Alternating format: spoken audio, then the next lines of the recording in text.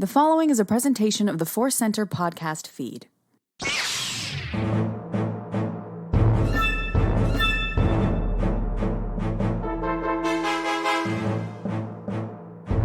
From the center of the galaxy, this is a ForceCenter podcast feed, which, in my records, means I am Ken Napzok. And I have double-checked and verified that I am Joseph Scrimshaw. And I have triple-checked and verified that I am Jennifer Landa. This is true, all of it. And we are here to discuss breaking news from a long time ago or breaking news from this morning, which we always love. Before recording days to get to talk about cool bits of news and information that drop before we record. It's always a lot of fun. And we got some stuff about new books. And, of course, it's Andor season, so we get some Andor stuff as well. Before we get to all that, I want to let you know today's podcast is brought to you by Audible. Get a free audiobook download and a 30-day free trial at audibletrial.com/ForceCenter. Over 180,000 titles to choose from for your iPhone, Android, Kindle, or MP3 player. I still kind of giggle when I read that last one, but I'm sure they exist. I'm sure it's a thing. We are also going to be catching up with each other, talking about Star Wars and life adventures. We love talking and sharing our life adventures, but more importantly, finding when Star Wars works its way into life. Jen, how you doing? Are you recording in a closet again, which is clearly the best sound in the world? I know, I'm halfway in the closet. Last time I got a little uncomfortable sitting on the floor amidst the toys, so I'm halfway there. Are you E.T. and Gertie? What? You're E.T. and Gertie? Oh my gosh. Favorite movie of all time. Yes. No, this week was interesting. I did not have too many life Star Wars adventures. No, I really didn't have that many life adventures as well. I just watched my children. But you know what else I watched was I stumbled upon this Joe Johnston. He has a YouTube channel, apparently. What? Yes, he has a YouTube. He's not been active on it in like 8 years. Yes. Okay. Yeah. Mm-hmm. But he was drawing Jabba the Hutt and Boba Fett from scratch on paper. I just was like, it's like a 12-minute video. And I just sat there, I think it was like at 11 o'clock at night. And I was just mesmerized by how he works. Seeing this man who is so talented at so many things, just sketching away, Salacious B. Crumb, just highly recommended. I wish that he would post more because he did have like a Q&A where he was sharing some like storyboard things. And I love hearing about their stories from that time period and their experience. Oh, that is amazing. Joe Johnston is just one of my favorites because I so love, obviously, all of his Star Wars work, but I really love that first Captain America movie. I know I'm alone on a little island of MCU fans where I love that first one, but he brings such heart to it. So that's so great. I want to watch him sketch. Yeah. And I do kind of remember seeing a YouTube channel. Yeah, that's ringing a bell. That's great. Really? Dig that up. Yeah, that's fun. Yeah. Check it out. Check it out, indeed. Joseph, no travels this week, some cocktail photos, so there's some good things that happened, I think. Yeah, no, I had some good life adventures. It was my birthday this week. Thank you, Ken, very much for putting out the nice tweet on the ForceCenter feed, and in particular, asking for Tara Sinube gifts because a lot of them came in. I was also hoping, I'll say two things about that real quick, and I'll let you continue there. First of all, I got to give credit to your wife, Sarah. I knew it was your birthday, but I kind of, all of a sudden I saw a tweet from her and I was like, oh God, I got to get, Joseph, I got to do something for Joseph. So thank you, Sarah. But also I was like, I know there's probably not a ton of Tara Sinube material out there, gifts and memes. So it's like, maybe people can create some too. That is exactly what happened. I got a lot of the one gift that does exist. And then Jennifer, for example, made a fun happy birthday fireworks explosion, Tara Sinube image. I should have put a martini glass in his hand in retrospect, but yeah, I wanted to make him festive with his little party hat. It was great. It was absolutely great. And lots of people sent me just utterly beautiful things. Great Brian Ward sent me a great, my face pasted on Obi-Wan Kenobi and Tika trying to sell me a balloon.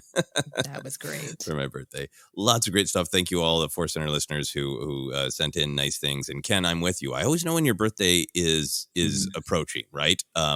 And then it's always the day of that I see something I'm like, oh, damn. gotta post about this on ForceCenter. Yeah, at least we talk about it. Mark Ellis does not celebrate his birthday. So a week will pass and you'll be like, "Was your birthday last week?" You'll be like, yeah. Oh no! Damn it. Well, that man kind of lives every day of his life like it's his birthday. He's Yes. celebratory, right? A Coors and a hike with a dog, and he's set. He's good to go. Living the life. That's great. Yeah. I'm glad you had a good birthday. Yeah, it was a very nice birthday. My wife and I went on a book crawl. We picked out 4 bookstores in Los Angeles, and my goal was that we would, as a household, Sarah and I would buy 1 book. And we failed at that goal. We bought many books. And that was kind of the way that Star Wars came into my life of like, obviously there's a ton of Star Wars books out there that I don't have yet, but a lot, especially from recently, that I have. So I wasn't expecting to find Star Wars books, but Star Wars is just so everywhere. Some of the books I found were Star Wars adjacent. Picked up this Christopher Lee autobiography, which I think he last updated it in the late 90s. So I don't think it gets up to Star Wars, but is like, yeah, that's part of my love of Christopher Lee is Star Wars. And then I found this Young Indiana Jones TV show novel tie-in about Indiana Jones interacting with the Matahari, and it's written by James Luceno, who is, of course, a beloved Star Wars author. And just to see all those connections everywhere, once you get deep enough into Star Wars, the tendrils are everywhere. I love that. I love that. Luceno goes deep back to the Robotech days too, so he's touched a lot of properties I love. I love that. Yeah, absolutely great stuff. And then Final Star Wars Adventures. My wife very kindly got me this great. I don't think she was trying to curate this, but her birthday gifts were this great middle-aged grump collection. She got me a CD of the music from the television show Bosch, which we very much enjoy, but features just grumpy Titus Welliver kind of on the cover, like looking at you like, why did you buy this CD? And then she got me a Smokey the Bear t-shirt because I love grumpy Smokey the Bear, and a great Obi-Wan television show poster. So all 3 together. Oh, wow. 2 grumpy men and a bear. It was great. That's awesome. That's a sitcom that we needed in the 90s. Exactly. So those are my adventures, Star Wars and not. Mine were pretty simple and direct, and I want to be careful to phrase this story the right way. A quick little story. It's one of those things where Star Wars definitely finds you. I was at a gathering Saturday night with Grace and a director of a horror film that she shot. That's I think finally getting out. It's called Pretty Boy. It's part of like a larger horror franchise. Great group of people were out there, and one of the performer who plays like the lead murderer, the Pretty Boy is his name. He was there. We were chatting, and we realized had one of those things that where like we're all kind of the same age. We've kind of been around the same stuff in LA, and probably have been in the same room. Just didn't know it 20 years ago. This and that. Anyways, the conversation, of course. What do you do? Some stuff related to Star Wars. So the moment came. I was like, Star Wars podcast or a Star Wars book, and it. You go, what? I didn't like, and you're like, oh no, oh boy. And he said, the last one, or the Last Jedi one. I didn't understand. What do you mean, Rise of Skywalker, Last Jedi? Said, well, I don't know. The last one. I don't like it. And and especially if he happens to be listening, because I gave him the name of the podcast. It was such a great conversation. In my head, I was like, okay, I don't want to have to get in any kind of debate with someone that I just met and really like. I want to keep it. So I pushed past it. And then I mentioned, I kind of like all of them. You want to stay true to yourself. You don't want to sell out your opinion there at a bar or a party. But then I said something about Solo, and he goes, "Oh man, but I'll tell you what, I love Solo." And I was like, "There we go, common ground." Oof. We're gonna dig on that, and we talked about Solo. We talked about what we loved, not what we didn't love, or any of those kind of conversations. And it was a great night, and the conversation continued, and have a new friend. So it was really a good way how we can all kind of navigate the choppy waters of Star Wars fandom. Well, that sounds very well navigated, right? That you kind of got your by not going in hard on here's why you should like Rise of Skywalker, you got the reward of we both like Solo. Yeah, exactly. So a lot of fun. Love when Star Wars pops on up, and I love when news pops on up. Oh, let's transition to a breaking news from a long time ago.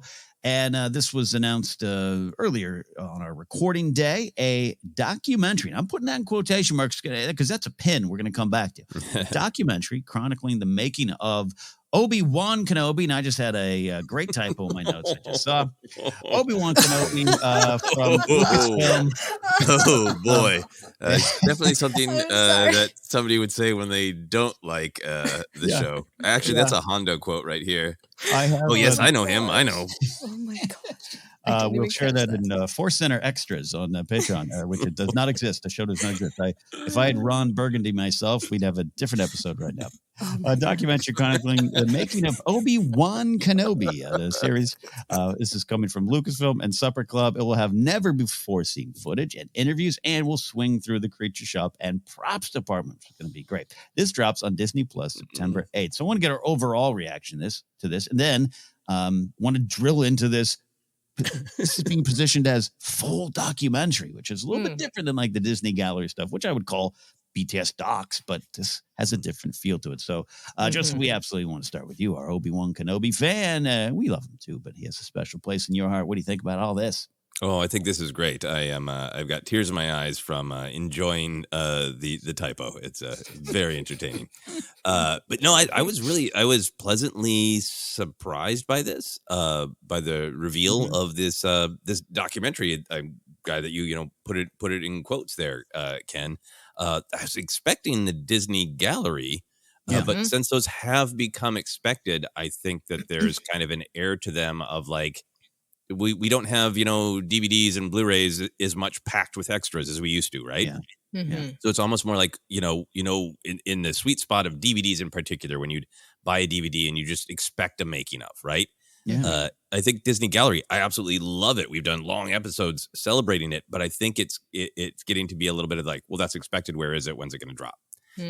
So by positioning this in a different way, and the trailer having a different energy and making me even think about like, is this going to be Disney Gallery covers a lot of stuff, but a lot of it is ends up being technically, how did they do that? Right. And it makes me feel like, is this going to be a little bit more, the trailer is a little bit more, what does Star Wars mean to people into generations and why?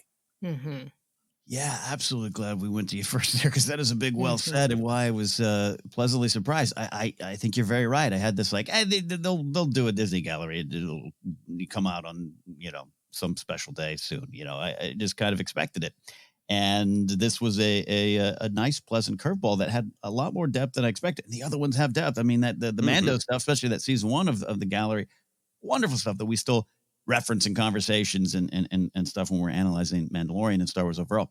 But I think you're right. Just that trailer had a little bit of that, almost like I was waiting for them to be like, and now this is why you should join the metaverse, just like everyone looking at the screen. No, it's gonna. I'm more excited, way more excited than if it was just a Disney Gallery, which again has been a great series, including the stuff with the Marvel stuff, Marvel shows. But I think to go into, you have to with this character. Boba Fett has a long history, and they did a lot of stuff. They did a great gallery. They did that behind the helmet. But this is Obi-Wan and also Anakin, and a time period that's so important, and multiple eras that are important to people. So I'm excited. Jen, imagine you have a somewhat similar reaction. Absolutely. And Joseph, great point about really getting to the heart of Star Wars, the emotion behind this. Obviously, we were all very eagerly awaiting these two characters and these two actors to reunite, Ewan McGregor and Hayden Christensen. So I'm glad that that's kind of what it seems to be centered around, this documentary, quote unquote. Obviously, I live for any behind the scenes footage. There was a little moment of Hayden on set, kind of laughing. Those candid moments are what I live for. It felt very cinematic, very well produced, right? Which we'll talk about in the next portion. And I too was expecting the Disney Gallery on this show, so I was a little surprised. But then I liked it because it kind of does need its own template, because we do know these characters, and because there is a legacy of these characters and these actors. And so, I thought it's the right vehicle for it. Man, it's really slick looking. It as really well. is. Yeah. I mean, Yeah. that image of different actors just standing alone in front of this huge screen of Star Wars, I think that's powerful on multiple levels. I think it takes you back to being, whatever age you were the first time you saw it, when the screen or even the television screen was that much bigger than you, right? So it kind of, but it also positions like it's just a great visual way to say like, Star Wars is this huge legacy. So it's this huge image in front of then this single human, Right. that seems to be like the image for like what they're going to talk about. And it's Mm. interesting that we've had a lot of focus on, Hayden and Ewan and their return and those characters, which is so important. And I'm sure that we will, but this also seems like an opportunity to be like, and we couldn't really spill the beans about Leia. So now we're going to talk about the importance of that legacy too. Right. Yeah. Absolutely, great point. Yeah, and drilling in a little bit on this being positioned as a full documentary with this, not just Lucasfilm, but this Supper Club production company behind it as well. Yeah, it seems to be leaning on that, not just how they made it, but why they made it. Which for this particular series is something I'm very intrigued in hearing a lot of that the process, not just it took this many years we pitched it, but just like why they felt it was important, why anyone who came on board was aligned with that goal. Yeah, absolutely. I think one of the main questions I was left with after watching it is, look great, but I was like, is there going to be George? Did George visit the set? We probably would have heard about it, but maybe not. Yeah. Will there be fresh interview footage of Mr. Lucas? I'm really intrigued by that. They probably grabbed him as he was leaving the ranch for the light and sound stuff. He's keys in his hand, getting into the car. You talking about the Obi-Wan? Sir. Yeah. I hope he's just talking about midichlorians. I would love it. Oh my gosh. Indeed. So we will be talking about this more. It's again going to drop on Disney Plus Day, the new national holiday we will all celebrate here, September 8th. Can I ask? I want to ask you guys something about that. I'm really curious. Is that okay? Sorry for interrupting. No, please. But the whole Disney Plus Day thing. So, like, I know last year's Disney Plus Day was, criticized for not revealing much, having just like the Twitter thread, putting some of the trailers on Disney Plus, right, which seemed to counteract the idea of trying to get more subscribers. Of why would you release a trailer that would make people want to buy Disney Plus and put it on Disney Plus where they can't see it? So I understand people criticized it a lot, but it was on the actual anniversary of the release of Disney Plus. It was on November 12th, and now it's on September 8th. And here's my question. This seems to be getting back to the which day is actually Star Wars Day, the anniversary of the release of A New Hope, or the day that the internet created for a pun. We've all accepted, May the 4th is Star Wars Day, and that's fine. But it's happening again. November 12th is an actual anniversary with history and meaning and memories attached to it. And now they're like, we moved Disney Plus Day. Am I just bonkers to be bothered by that, or how do you both feel about that?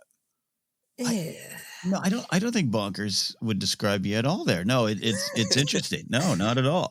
It's a combination for me. And I never want to bring in the business stuff with a cynical sense, because it is fascinating. And we have a lot of listeners who love the business side of all of this. It just makes me think of, does this set up a final quarter of the year? Like, is this a final push? Is November too late in the fiscal year? All the kind of stuff like it. And I don't know, they're not saying that, but it's like, that could be very cynical, but I wonder if that, and then, no, I had that thought, because you have the date in mind, but I was like, no, didn't it launch with Boba Fett? Like, life moves so fast, I forget now. 2019 is another world, but I'm not bothered per se, but I'm curious. I'd love to know. It makes business sense that it's, it's September 8th. It's leading into September 10th is going to be the big D23 combined Lucasfilm and Marvel panel. So maybe it's a good lead in to that. But I liked it being the actual anniversary. How did you feel, Jennifer? Yeah, I'm a little confused, because there's also Force Friday, which is like all about the merchandise, basically, which I believe is going to be happening on September 1st. Wait, okay. No, that can't be right. Or maybe September 2nd. I don't even know if they're doing it, right? So you have Force Friday, then you have Disney Plus Day, then you're going to be going right into D23 and that whole thing. And then we're going to be, it's a lot, right? But I do think that there has to be a reason why. And I'm sure it's from a business perspective. Yeah. It has to be. Yeah. I don't mind. Give me September being the month of Star Wars. I love it. Just like December, just like every day, really. Yeah. I'm trying to confirm that date for you there, Jen. Can't find it. There's a lot of other dates for 2017 popping up on the old right, exactly. Yeah. The one thing I'll say is this is like that Disney side of things where like even pulling into a parking lot at a theme park becomes an event. They're pretty good at creating the event. Even though we've celebrated and talked before about even the logo at the beginning, the Disney Plus logo is just designed so wonderfully to get you excited for the content you're about to watch. Right. And even if it's a nature documentary about rabbits, I'm like, yay, the Disney Plus thing went. Yeah, so they're good at turning it all into a synergistic event, dare I say. Bob Chapman would approve. Yep. Yes. All right. Well, thank you for letting me ask. I will celebrate quietly at home actual anniversary of November 12th because I have such fond memories of all of us waiting for The Mandalorian, waiting for the actual streaming service. It is a good day. It was an absolutely good day. So yeah, maybe we'll do a retrospective on ForceCenter. Good stuff. Hey, moving on to this story that kind of emerged over the weekend and last week. Fallen Order fans rejoice. 2 new books are on the way. It was announced on StarWars.com this week that we will be getting The Art of Star Wars Jedi Survivor on May 2nd, 2023. And of course, like the other excellent art of books before it, this book will include concept art, insights from the creators, and more. And then author, video game developer, and creative lead, and a known Canadian, Sam Mag, and Delray has given us Star Wars Jedi Battle Scars, a story centered around Cal Kestis and the crew of the Mantis, set between the events of the Fallen Order game and the forthcoming Star Wars Jedi Survivor. So thoughts on these 2 books overall? And then sub-question I want to ask right now, Jen, maybe we should get to first. Did you get to spend any quality time with Fallen Order? Here's the thing. I bought the game. I have the game. I was really motivated to play because of Kenobi's episode 4, I think it was, where he goes to the Fortress Inquisitorius, right? Mm-hmm. Which was based off of the gameplay from Jedi Fallen Order.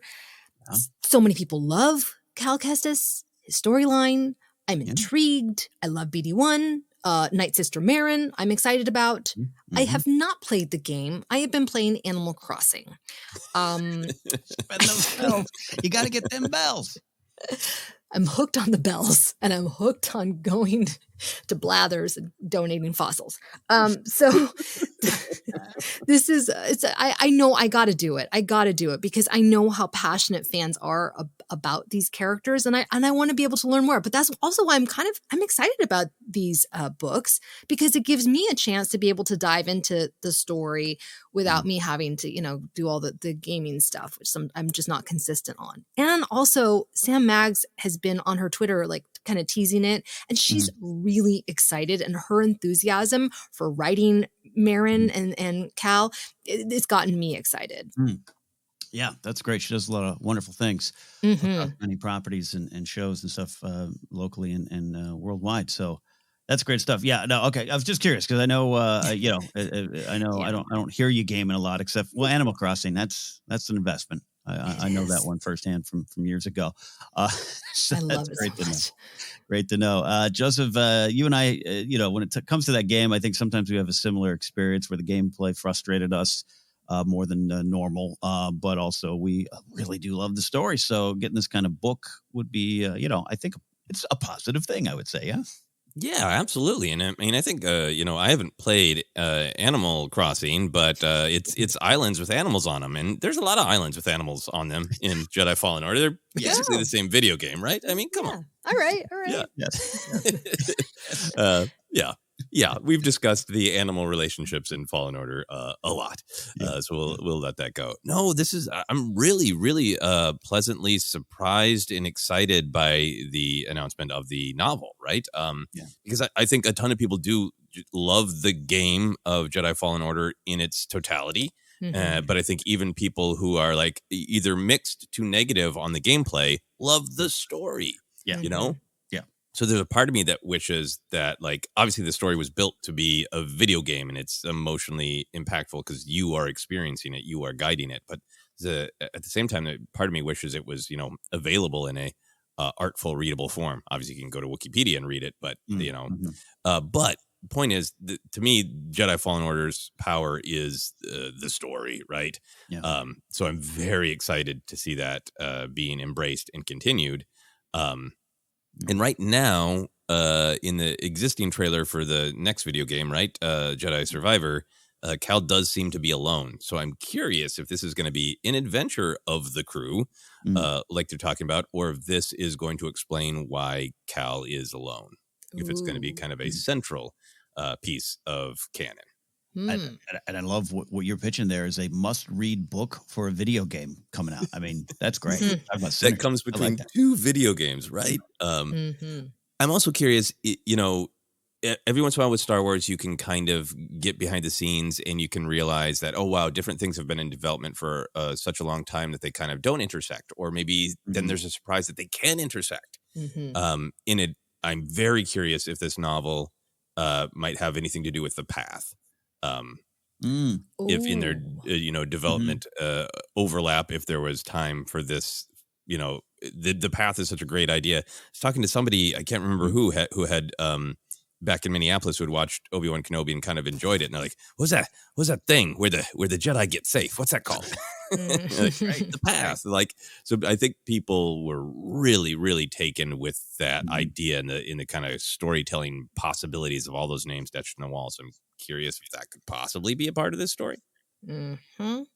Yeah, that'd be great. Yeah, and even if it isn't, it's still fertile ground, as we've even talked about on the Kenobi stuff there. I really want to second everything you say there. I sometimes go hard in on the game. I feel sorry for Alex Damon, who just absolutely loves the game, and any chance I get, I needle him on it, which just makes me a snot-nosed punk, and I definitely should stop. But I'm with you. I did love the story, and I do love the characters. And I would love just a straight-up adaptation of that game story. Same with Battlefront 2. Give me the Adversity story.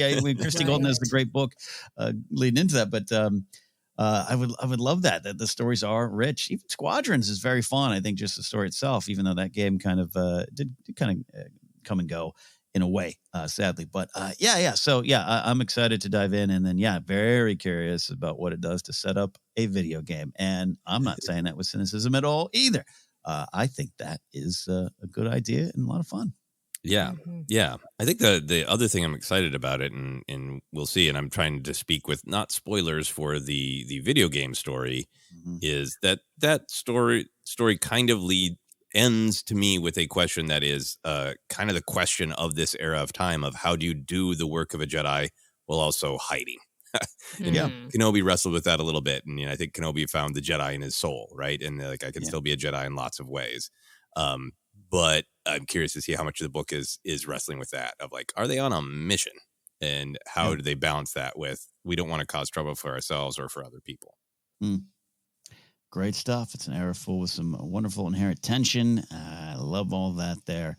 And we'll dive in, of course, when the book is released. And just to clarify, again, it was I didn't write that down. I think it's a March release for that book. Then the Art of May 2nd, which art ofs are always fun. All right, we'll take a quick break here. But before we do, we're going to give you a ForceCenter recommends an audiobook we think you should try out on us. And Joseph, what do we have today? We are recommending The Princess and the Scoundrel by Beth Revis. We will be discussing this one in a week and a half or so, 2 weeks. What is time? Anyway, we will be discussing it soon, and look forward to that. You will. To download your free audiobook today, go to audibletrial.com/ForceCenter. Again, that's audibletrial.com/ForceCenter for your free audiobook.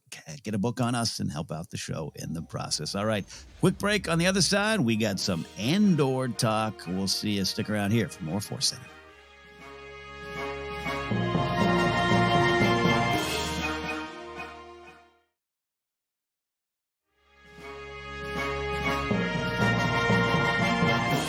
Welcome back to ForceCenter. We are on the holo deck of our Holo News Center. No, I don't know. Holodeck's more Star Trek, right? I don't know. I'll workshop it. This is Andor season, as you said. And we'd be ramping up. This would be like go time. We'd be like counting down the hours almost for Andor. But again, it was moved, and we have to deal with that reality. September 21st is when the show arrives. But that just means more wonderful interviews, tidbits, pictures being released, Tony Gilroy quotes. There's so much to dive into. And I wanted to focus on this one. And there were some other things out there. The structure of season 2 that got brought up again. That was pretty interesting. But I don't know. There's something I loved about this one. So Joseph, Jennifer, let's dive on into it. More insights into Andor for a show. Again, once again, a month away. Little has been revealed about Kyle Solar's Andor character, which we now know his name is Cyril Karn. I like that. Very Star Warsy, but also medieval and a little bit of Robotech. It's all mixed in there. We know he's an officer in the ISB, or at least, a corporate security, part of a corporate security entity, which is part of the bigger oppressive imperial system. More has been revealed on his relationship with his mother, which is interesting. An image was released from Total Film showing Catherine Hunter playing Cyril's mom, Edie Karn, or Eedy. I'm saying Edie. We'll see where it lands. Karn is Catherine Hunter is a highly respected actor, having powerfully played roles such as King Lear and Richard III.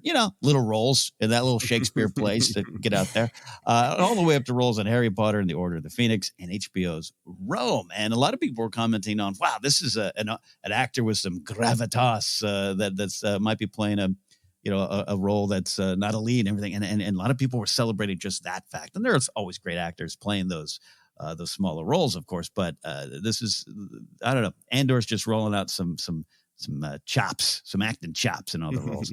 Anyway, Solar described their relationship and how it tied his character's views on the Empire and the galaxy, saying he doesn't have a father. He was raised by his mother, who was sort of a stage mother from hell. He has an extreme sense of need to impress and fill a hole in himself. And so that really is about ascending to the top of whatever field he's in. The field he's chosen is one of restriction and complete control, and one of domination. I think we've been able to thread that through the scenes that Cyril has with his mother. So we're always up for more mothers in Star Wars, but I don't know, perhaps we've met a little bit more positive spin, but this is a very realistic spin. Definitely intriguing and different. So Jen, starting with you here, thoughts on Stage Mom from Hell in Star Wars? That was quite a quote. I was very surprised when I saw that. Something different for Star Wars. I think that, having his mother be a part of this storyline, it really means that we're going to get insight into what makes his character motivated to join the Empire, what drives him. I like that even if Catherine Hunter's role is small, we know that she's going to give it depth. She's going to make it interesting to watch. She's just such a fantastic actor. Obviously we want to have, positive relationships with their maternal, figures in Star Wars, but we also want to have our characters be complicated and complex. And so, not all mothers are kind. And I think that this adds something new to Star Wars. Yeah, no, well said. Absolutely well said. And yeah, I agree. And I'm 10% joking of like, oh man, I thought, a nice, healthy relationship, but this is something completely different and makes a lot of sense. It tracks this, his mom controlling him in a way and having some thoughts on his life and career choices and where he goes and how that factors in. So Joseph, I'm definitely intrigued. Where do you look at this story? Yeah, no, I'm really excited by a lot of this. I've been trying not to pay attention to any of the sort of little leaks. This isn't a leak. This is, full-fledged reporting. So for me, it's fun to hear some names. I always like it when an actor's real name could also be the Star Wars name. Like Cyril Karn's a great character name, but Kyle Solar, I'd be like, oh, he's playing Kyle Solar. Oh no, that's the human's name. Okay, got it. Yeah. But I really love the tradition of bringing actors of the stage to Star Wars. It is a different challenge to act on the stage and to have that gravitas and that ability to be really like huge and project everything from yourself, but also like bring things down to this very intimate level. And the experience of really, really, really having to ask all those questions about relationship and intent and all that stuff is great for both of these actors.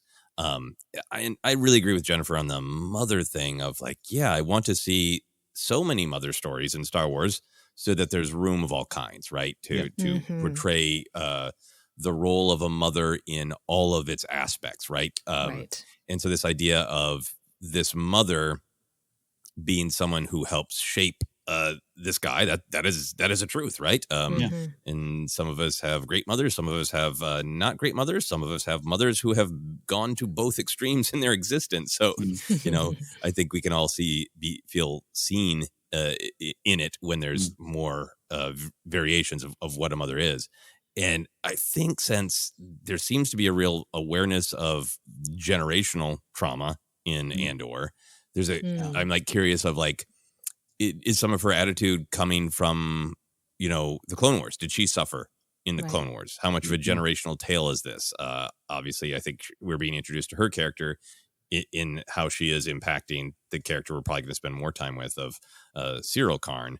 But there's still room for that hint of like, where did this come from? And I absolutely love everything that Kyle Soller is saying about who this character is, because to me it's kind of confirmation of a thing we were talking about last week, that Andor is diving deep to show the real everyday people who are caught up in this war. And that means like Andor, the people of the rebellion, but then also the real people of the Empire, right? This it's so great that Cyril Karn sounds like, he's going to be one of the villains of the piece. So he is a person making a bad choice, and he is a person who has invested in a destructive philosophy, but we're still going to see he's a person, right? In that doesn't excuse the bad choices, but I think it helps us better reflect on how does it happen in real life when people make bad choices. Right there is the big value of it for me, right? It's not just simply, and we've heard this, and I get where it comes from, but we've heard it in kind of Star Wars discussion of, showing the Imperial side of things, and it's like that's a slippery slope, a razor's edge at best, of justifying some horrible things. But it kind of tracks for what we're getting into on this show. I really agree with you there on the value and the why behind it, how you can get there, how this can happen, and we'll see what happens with Soller's character, Cyril Karn. And now you're right. I'm confused. Solar Karn, Kyle Cyril. It's there. And Solar went on to praise Tony Gilroy. Tony wrote this incredible tapestry of life. It's really Dickensian in its scope and its achievement. I'm only, of course, speaking from Cyril's trajectory, but he then brings it down to incredibly personal, incredibly small domesticity, and also almost turn into a Harold Pinter play. And it's nothing I've sort of seen in a Star Wars movie before. The combination of the action and mystery and intrigue, and then you have these incredibly unique personal stories coming through. So other than apparently Tony Gilroy worked on the show alone, based on all these quotes there, half joking, what do we take out of these comments and tie it into the overall conversation? And also, there's a vast amount of comments from the people inside, including the cast, promising something very different in Star Wars, which we're getting, but it's a different in how the characters are experiencing this story and this journey there. Jen, any thoughts on the Gilroy of it all again? Yeah, this is very exciting because if I remember correctly, playwright Harold Pinter, he was known for silence and a lot of pauses. And in that image that we see of these two characters, the Kyle Soller and his mother, Catherine Hunter, I can't remember their character, Cyril Karn, that's right, and Edie Karn. Sorry, I ruined it all. No, I'm going to get it. But when we see these two characters sitting at this table together, it looks intense. There is something going on. Neither one is speaking. They're just sitting there in silence. And I think that is going to be, really, there's going to be a lot of pregnant pauses and things happening in those quieter moments, which is kind of different for Star Wars. I also am interested when Kyle says that it's Dickensian, because to me, I immediately got what Tony Gilroy is trying to do, I think.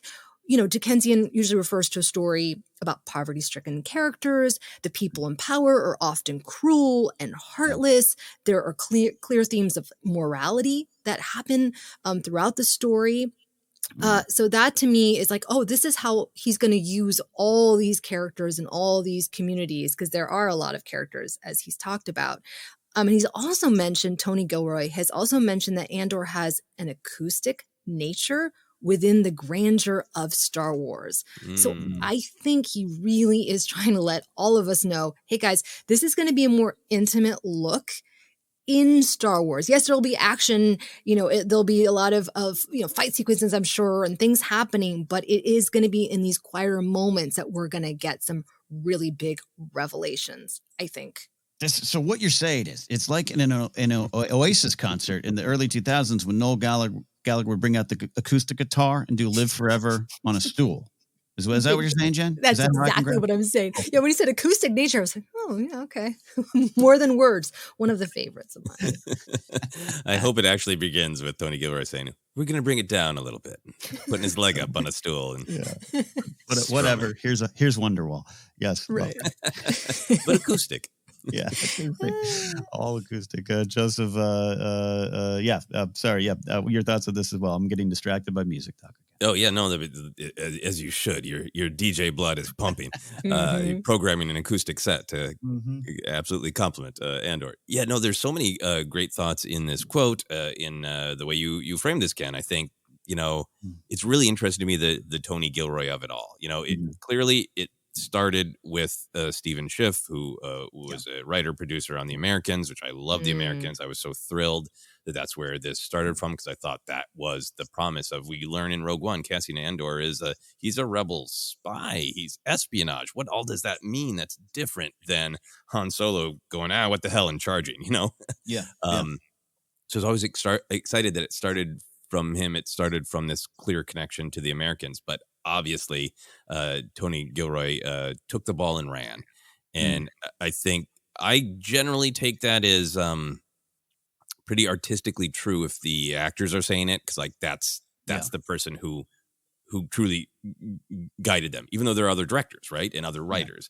The fact that the actors are really saying Tony Gilroy is interesting to me, and I think from a publicity standpoint, it is an interesting trend for Lucasfilm as a company to really center one creator, right? Tony Gilroy is being centered as the showrunner with Andor. Deborah Chow as the director is being centered with Obi-Wan. So I think there is a little bit of publicity to this of who is the face, who is the creative face of this show. And I'm sure 9 times out of 10 that aligns with the truth of like who was the sort of final creative voice and arbiter of a project. But that's just kind of fascinating to me on the creative side. But go ahead. No, I just sometimes I poke that bear a little bit, because it's like I say with like Filoni, don't forget Henry Gilroy setting up the Clone Wars, and it's just art. I think as all three of us here are creative, so sometimes you have that feeling of, hey, I was in that room too. Right. Yeah. No, I always want to be there for the other voices, right, who maybe don't get celebrated as much. I love Twin Peaks, and David Lynch is probably my favorite director. But hey, Mark Frost was there too, co-created the show, and a lot of things that people love are like, Lynch did a great job, and like you read the history, it's like that was Mark Frost. So I'm totally with you on wanting to give all credit where it's due. But getting back to the quote, and Jennifer, your great breakdown of Pinter and Dickens, I'm really struck by the Dickensian comment, because the Dickens that I've read and watched adaptations of, it so ties to a lot of great Star Wars themes that I think are really being highlighted in Andor. Of it's generational, right? You never just meet a character in Dickens. You go with the individual, and that person and their choices is what makes it human. But there's no doubt in Dickens stories that the individual is impacted by the failings of society. Right. You don't just meet these characters and go like, oh yeah, well that's just their thing. It's like, no, they're in this situation because of society. So that's so Andor. I think a lot of Dickens is about the gulf between people that is created by class. Great Expectations in particular is a story of kind of, romance divided by class that shows us that, humans are humans regardless of how much money or power they have. And I think in some ways that's the most intriguing part to me, because if this stage mom from hell story she is somebody who didn't have power, and she is going to get it through her son. She is going to make herself a new class within this new, galactic order through her son, come hell or high water. The same way, like, bad stage parents will be like, I'm going to make my child famous so I can have the power that I feel I was owed. And that's so Dickensian to me. Right. Great stuff. You both are getting me more excited for Andor, and it's already top of my list. No, and great insight on the Dickensian stuff, the Pinter stuff. And it just makes me think, too, speaking of people in the room, and a lot of people asking him, hey, Gareth Edwards, where's he? Don't forget his part in Rogue One, and him, Gary Whitta, Chris Weitz. A lot of people set that up, but Gilroy comes in and does a lot more work than I think was even publicized back in the day. Think of some of the stuff, the space between. Think of that third act. As crazy as it is, there are some really quiet, intimate character moments. Even some of the big ends, and have one of the complaints in Rogue One is so loved and should be and celebrated, but one of the complaints, I kind of discussed it myself, just like, I don't know, a little bit more time in the second act. It moves fast. I would love to see another character beat or two with everyone, right? That kind of had been emerged as one of the talking points back in the day. Still could be there. And now here's Tony Gilroy going, yeah, great idea. Yep, absolutely, I'm with you. I got 10, 12 episodes. I got hours to take all the time in the world. That just makes me excited as a Star Wars fan. Yes. Yeah. No, I still agree. That's my kind of personal caveat with Rogue One, is I think that wonderful third act would hit even harder if we had just a little bit more intimate time with the characters in the second act. And, I'm thrilled, Ken, to your question about, this promise of something very different with Andor. I'm really thrilled that it's going to have the room and the structure. It's a television show. It's not a movie, that's a little bit longer. It's a television show. So I'm really thrilled that it's going to be something different, and it's going to be able to go in depth on people and themes. But I really hope that if people enjoy the specific themes that are being drawn out by Andor, that they will look for them in the rest of Star Wars, because they're there, right? They're there. Yep. Love it. And you're also making me think of one of my favorite scenes in any movie. Great Expectations, Ethan Hawke, Gwyneth Paltrow, Robert De Niro, and Chris Cooper being kicked out of the art show and watching from the street as a higher class of people get to enjoy his sort of adopted son's work. Love that moment. Love that movie. Love that story. It goes beyond the 1998 Alfonso Cuarón version of that movie, but you guys made me think of that. I love that movie. Big fan of it. So great stuff. Great work. Jen, any final thoughts before we move on? No, I cannot wait. I feel like I'm learning so much, and I'm to the point now where I'm like, I don't even know if this is a spoiler. I just want to know as much as I can going into it, because I think I'm going to be wonderfully overwhelmed by everything that's happening. So I want to have a little bit of Cliff's notes on who the characters are and kind of what their motivations are before going into it. So not totally on Reddit spoiler threads, but I'm okay with just a little taste of some spoilers. There you go. I agree with you. When you follow the styles, the Dickens, the Pinters, but also you dive into what's behind that, like you both did so wonderfully here, it kind of gets you set up for what is coming down the line, as well as, I'm sure, some pew, pew, pew action, which I love as well. Before we get out of here today, we are going to do what we always do. We're going to take a look at Star Wars history. This week in Star Wars history, looking ahead to Star Wars past, and this is an important one. On August 26, 1997, Lucasfilm and 20th Century Home Entertainment gave the world the Star Wars Trilogy Special Edition on VHS. That's right, VHS, complete with a gold box, or I believe it was a silver for the widescreen edition, to help commemorate the 20th anniversary of A New Hope. And it was adorned with the now famous, but at that point, brand new Drew Struzan covers. They were a must-have item for fans, or were they? So I'll ask both of you, did we have them all? Did you buy them? Did you run out to, a warehouse or a Suncoast Video and get them on the day off, Justin? I don't remember buying it. I don't remember the actual day I bought it. I was probably at a Target, but I bought the hell out of that widescreen silver edition. It's kind of like a big moment in my Star Wars fandom and in my Star Wars watching. I will pause there for the rest of your thoughts. But yes, big thumbs up to that silver box. I'm staring at it right now, and I remember having to convince an aunt, nope, the widescreen is better. You actually see more. It was a big debate in the 90s. Chad, did you race out? What was your regional store of choice? When you said Suncoast, that took me back. Oh my gosh. Yes. I don't even remember where I got it, but somehow I had 2, maybe even 3 copies. We had the gold box, we had this silver. And it just was, and I still have it somewhere. Now I want to find it because that was a huge, momentous thing. And I mean, that was during the time when there was not much Star Wars happening. So it was just such an exciting, thrilling moment to get that box in my hands. Look, it's so funny. I thought of Oasis earlier. This was a big week for me. On August 21st, Oasis released Be Here Now, their third album, their cocaine-fueled 9-minute songs album. And then this 5-6 days later, it was a lot of trips for me. It was Circuit City. That's where I go get my media. Yes. I don't even think Best Buy. I think it was Circuit City, Santa Maria, California. Oh my gosh. So it was a big week. Yeah. And I don't think I was out there waiting. But I raced to get it, and definitely no questions. And that was one of the things. I think I know the answer for us, but I don't. Was there any trepidation based off any negative feelings you might have had about the special editions? Was some Han shot first lingering? Was this the first kind of challenge to your fandom? Not Han shot first or anything on the special editions, but I'm just going to buy it because it's simply Star Wars, no matter what I think about it. There, Joseph, any thoughts on that Target in Minnesota? Yeah, I did have a Suncoast option and a Sam Goody option, but at this point in time, I was driving my Ford Fairmount around hunting for Power of the Force 2 action figures. So I'm sure I spotted it and saved up. I don't remember any reservation.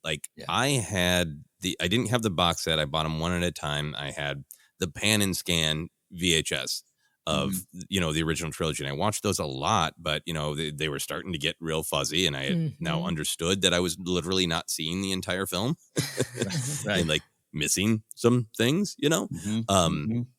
So I think it wasn't about the special editions. It was, here is the opportunity to buy the cool box set of all of them together in widescreen so I can see it all. At that time, the absolute height of quality of sound and picture on these widescreen VHS. It was about having nice Star Wars at home.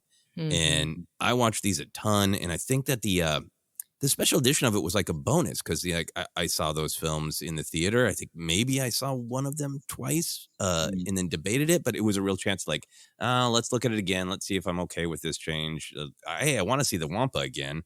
All that. But my biggest memory is, I know I've mentioned this recently when we were talking about Light and Magic, but those were the VHSs that had the little teaser at the beginning about kind of how they did some of the CGI and the special effects for the special editions.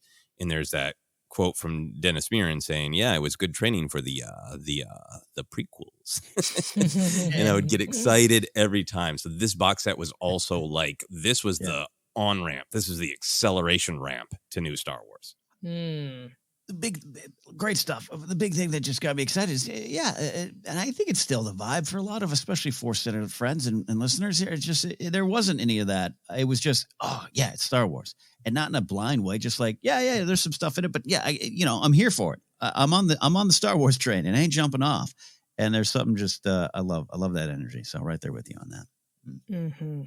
Yeah, it's interesting that when you say, did I have any trepidation about buying it? Because I did not like some of the changes. Lofty neck, we've talked about, the victory celebration, all those things. I really was upset in the movie theater when I saw the special editions. I really was. But it never crossed my mind that I would not buy this box set because my old VHSs look terrible. Like you're saying, they look fuzzy by that point. And it was just this is a way Star Wars is meant to be viewed on VHS, the highest quality.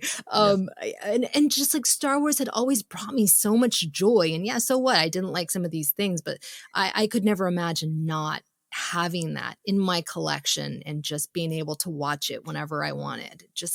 It's so funny to think that somebody would say, no, I'm not going to buy that. It's no, Star Wars was always joy for me. Even, like any relationship, there's certain things that you don't like, but you know what? Overall, I love that person. I love you, Star Wars. I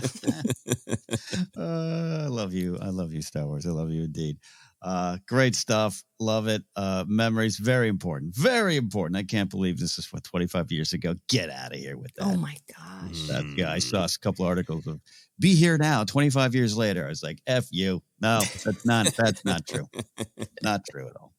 There you go. That is our look at Star Wars news, look at Star Wars history. Man, excited for what's coming down the line with Andor, but also behind the scenes, a documentary about Kenobi and a great book or two on the way. Thank you, everyone, for listening. We are the ForceCenter podcast feed. We're on Twitter at ForceCenter Pod, on Instagram and YouTube as well. We do have a live Q&A coming up very soon, and I have had my calendars off, but I think it's this Friday, right, Joseph? It is indeed this Friday at 4 p.m. Pacific time. That's right. So go to the YouTube channel for that.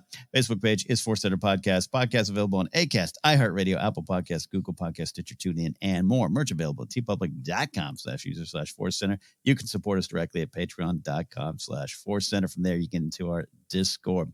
Want to let you know you can follow me at Ken Napzok or go to kennapzok.com for more. And want to let you know here, we always do like to put out some charity information or things and causes we want to support.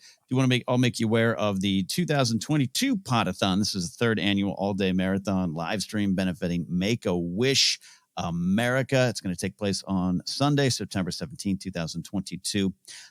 We were guests last year. We are not this year due to a schedule thing, but they don't need us. There's so many wonderful folks coming down. Ryan Johnson, Seth Green, more on the way. I don't want to step on any surprises that haven't been announced. It is put on by Pete Fletzer, Scotty Gyro of Bombad Podcast, and a lot of people, wonderful people, 15 podcasts. Alex and Molly got a special show coming too as well. I was talking to them this weekend about it. So I want to let you know all about that. Podathon 2022 is on the way. Jennifer, where can they find you? I'm excited for that. You can find me at TikTok at Jennifer Landa 1138, Instagram, Facebook, and Twitter at Jennifer Landa, and my YouTube, which I'm starting to ramp up again at Jennifer Landa, putting all my Star Wars videos, content, shorts, whatever. What do you call it? Reels? It'll be up on there. Wonderful, wonderful. Joseph, other than, going up and down the aisles of a Sam Goody and a Target, where can they find you? Well, still a Target. If I find a Sam Goody, I'll go up and down those aisles. You can find me on Twitter, Instagram, TikTok is at Joseph Scrimshaw, and you can check out my website, josephscrimshaw.com, for all of my other comedy adventures. I did recently make a short film. It is a cosmic horror, darkly funny, but also a little bit horrible. Cosmic horror short film inspired by the works of H.P. Lovecraft and all sorts of other cosmic horror genre writers. And that short film premiered this weekend in Rhode Island, Providence, at a convention called the Necronomicon. I wasn't able to make it out there because it was last minute that it was premiering there, but I did hear back from some people that they enjoyed it. So at least 3 to 4 people enjoyed my short film, and they let me know, which was wonderful. Thank you very much. But I bring it up because it is going to be playing again at the H.P. Lovecraft Film Festival and CthulhuCon in Portland, Oregon, on the weekend of October 7th through 9th. And the plan right now is for me to be in Portland. So if you have any listeners in Portland, I wanted to let you know that I'll probably be making a visit then.